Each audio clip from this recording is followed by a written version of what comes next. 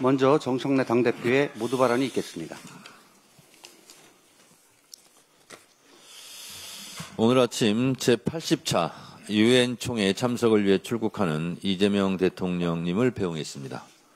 이재명 대통령은 이번 총회 기조 연설을 통해 대한민국이 내란을 극복하고 아주 빠른 속도로 정상으로 복원되었음을 세계에 천명할 것입니다.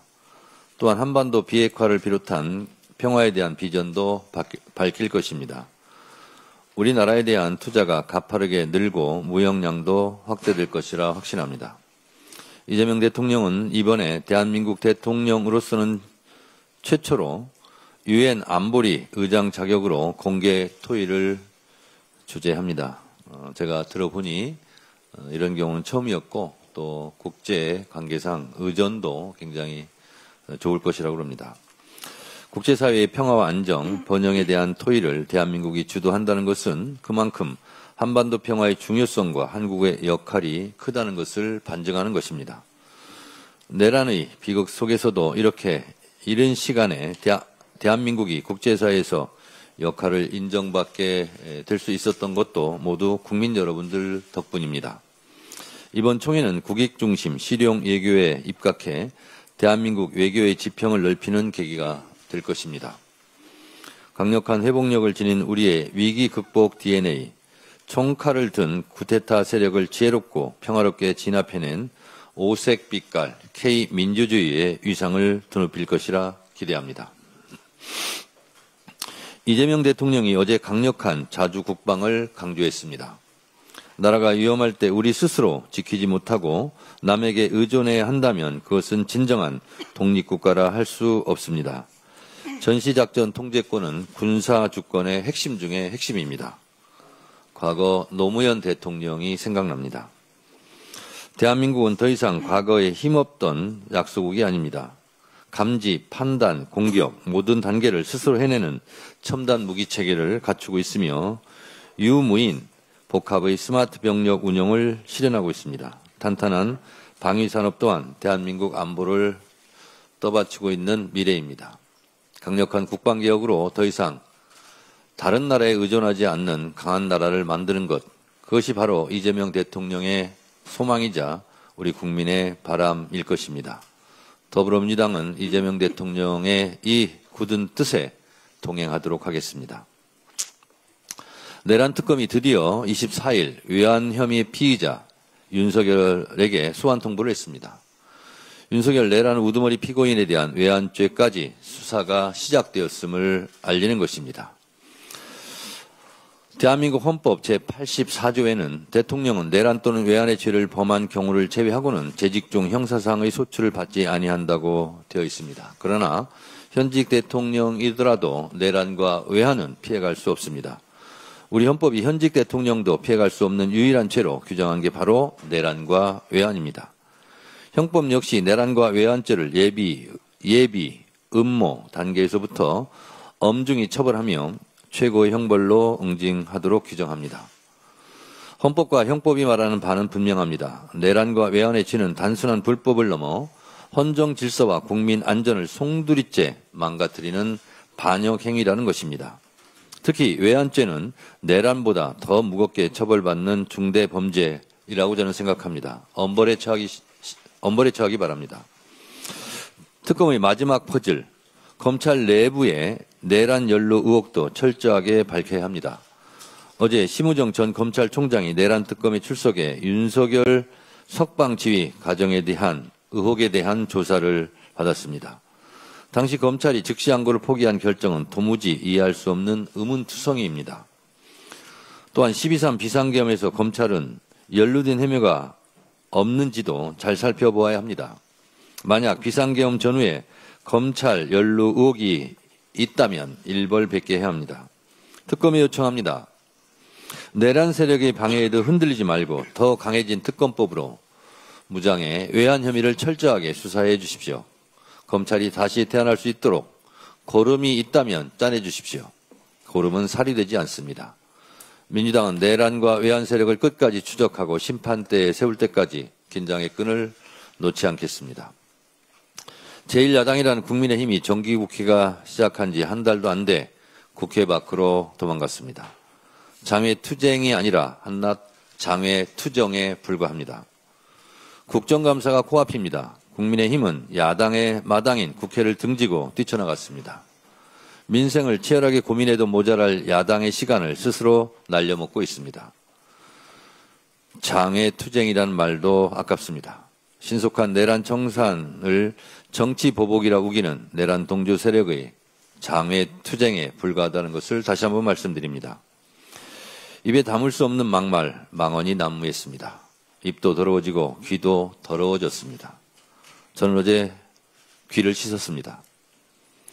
어제 동대구역 광장의 모습은 기괴하기 그지없었습니다. 사람들 머리로 윤어게인, 스탑 더 스틸 깃발이 나부꼈고 윤석열을 연호했습니다. 그 앞에 마이크를 잡고 선 당대표는 이재명을 끝내야 한다. 한 최고위원은 대한민국 지키기 위해 기꺼이 극단을 택합시다. 이재명 당선 무효를 외쳤습니다. 대선 불복 세력, 내란 세력, 부정 선거론자들이 한데 뒤섞인 헌정유린의 결정체, 헌정유린 세력에 기대어 반전을 꾀하는 반동의 행동들이 계속되었습니다. 국민의힘은 아직도 12.3 비상계엄에 대한 진정한 사과와 반성을 하기는커녕 윤 어게인을 외치고 대선 불복성 언행을 계속하고 있습니다. 바라는 바는 아닙니다만 역설적이게도 우리 민주당으로서는 고마운 일이기도 합니다. 국민의힘 최악의 최약체 지도부 땡큐입니다.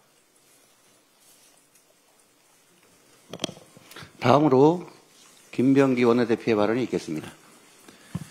정치검찰 출신 일부 정치인들의 무지와 무책임을 강력하게 규탄합니다. 한동훈 전 국민의힘 대표, 주진희 의원이 배임죄 폐지에 반대하고 나섰습니다. 이유가 가관입니다. 이재명 대통령님을 위한 정치적 조치라고 주장합니다. 정치검찰 출신다운 한숨 나오는 발상입니다. 배임죄는 군부 독재 권위주의 정권의 유산입니다. 정치검찰은 배임죄를 악용하여 기업인들을 무분별하게 기소하고 정적을 탄압해왔습니다. 두 분은 부끄러운 정치검찰의 과거를 되돌아보고 반성부터 먼저 하시기 바랍니다. 배임죄 폐지는 재계의 오랜 수건 사항입니다. 대한상공회의소 등 재계는 지속적으로 정부에 폐지를 건의해왔습니다. 하지만 정치검찰 출신 정치인들은 재계의 수건을 외면하고 정치 공세에만 몰두하고 있습니다. 막 회복의 길에 들어선 민생경제에 찬물을 끼얹는 행위입니다. 그 피해는 결국 국민에게 돌아갈 것입니다. 지금은 민생과 경제를 살릴 때입니다. 기업이 자유롭게 경영하고 투자하며 고용을 늘릴 수 있는 환경을 만들어야 합니다. 민주당은 이번 정기국회에서 배임죄를 폐지할 것입니다. 모든 경제 형벌의 합리화를 적극 추진하겠습니다. 기업하기 좋은 나라, 일하고 투자하기 좋은 나라를 만들어 가겠습니다. 통일교 12만 당원 뉴스에 놀라셨습니까? 아직 끝이 아닙니다. 신천지 10만 당원 의혹도 있습니다. 지난 7월 홍준표 전 대구시장은 이만희 신천지 교주와 윤석열의 미로를 폭로한 바 있습니다. 2021년 국민의힘 대선 후보 경선 당시 이만희 교주는 윤석열의 당선을 위해 교인 10만 명을 책임당원으로 가입시켰다고 합니다. 윤석열을 도운 이유는 그가 검찰총장 시절에 신천지 압수수색을 2번이나 막아줬기 때문이라고 합니다. 윤석열도 2022년 관훈클럽 토론회에서 이를 시인한 바 있습니다. 이 사건은 검찰에 맡겨졌지만 3년째 아무런 진척이 없습니다. 윤석열의 신천지와의 밀월, 그리고 신천지 10만 책임당원 의혹은 국민의힘 내부 문제가 아닙니다. 이건 헌법 20조 정교분리의 원칙을 위반한 사안이 될 수 있습니다. 민주주의 헌정질서의 회복과 내란 종식에 직결된 사안이기도 합니다. 철저한 수사와 진상규명이 필요합니다. 일각에서는 종교 탄압이라고 말하는데 종교 그 자체는 존중받아야 함은 너무나도 당연한 말입니다. 문제는 일부 종교가 정치권과 결탁하여 헌법과 민주주의를 훼손하는 행위입니다. 신천지 10만 책임당한 의혹이 덮어진다면 민주주의 헌정 질서는 언제든 흔들릴 수 있을 것입니다. 특검과 검찰의 숙고와 수사 결단을 촉구합니다. 이상입니다. 다음으로 전현희 최고위원의 발언이 있겠습니다. 이재명 대통령께서 뉴욕에서 열리는 유엔 총회 순방길에 올랐습니다. 대통령 취임 이후에 첫 유엔 대비 무대이자 우리나라 대통령으로서는 처음으로 안보리 의장 자격으로 참석하는 데 매우 큰 의미가 있습니다. 글로벌 책임국으로서 전 세계에 대한민국의 복귀를 알리는 신호탄이 될 것입니다. 유엔 총회 참석이 한반도 평화를 공고히 하고 대한민국의 위상을 한층 더 높이는 디딤돌이 되기를 희망합니다. 황교안 시즌2 장동혁 대표의 대구 장애집회는 제2의 내란 선동입니다. 윤어게인과 극우 사이비 세력이 한때 뭉친 국민의힘 대구 집회는 도저히 대한민국 제1야당의 행사라고는 보기 힘든 낯뜨거운 모습이었습니다. 급기야는 이재명 대통령의 당선 무효까지 외친 김민수 최고위원 명백한 국힘의 대선 불복입니다. 헌법 질서 파괴 시도입니다. 헌법상 정교분리 원칙을 위배하는 통일교의 집단 가입은 내란 동조에 이은 또 하나의 명백한 위헌정당 해산 사유임을 엄중 경고합니다. 내란 전담부 설치법은 위헌 가능성을 최대한 차단하고 내란을 종식하라는 주권자인 국민의 명령에 따른 법입니다.